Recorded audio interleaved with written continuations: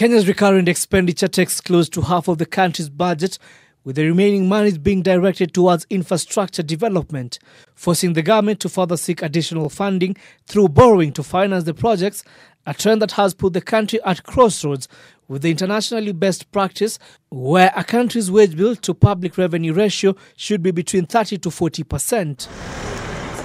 In Kenya currently, the debt is almost triple the country's budget, putting pressure on the government to look for ways of cutting down on its expenditure. Despite implementing 3 rationalization programs aimed at fit-for-purpose public service, the public service still does not fully meet the expectation of the citizens, and the wage bill remains higher than the PFM Act target. Already the government is trying to cushion itself from further downfall with a recent directive by the National Treasury asking county governments and state departments that have not cleared pending bills to do so before November 30th.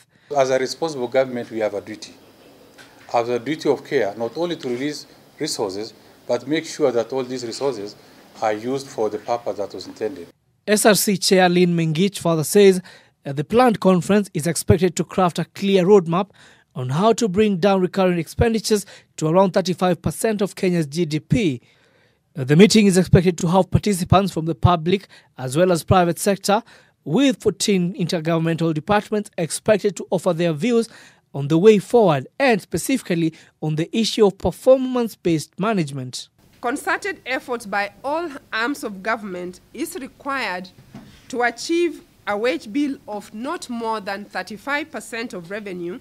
Ironically, the retirement age of civil servant was recently revised upwards from 55 to 60 years, contributing significantly to the rise of the pension budget to the current estimate of 1 trillion shillings in a country whose population averages 19 years, yet the government claims to be getting things done. SRC now says its intention is to reduce the wage bill from the current 48% to about 35% by 2022. The question is, will they be able to hack this, having failed in the previous attempts? Jimmy Mbogo, K24, Evening Edition.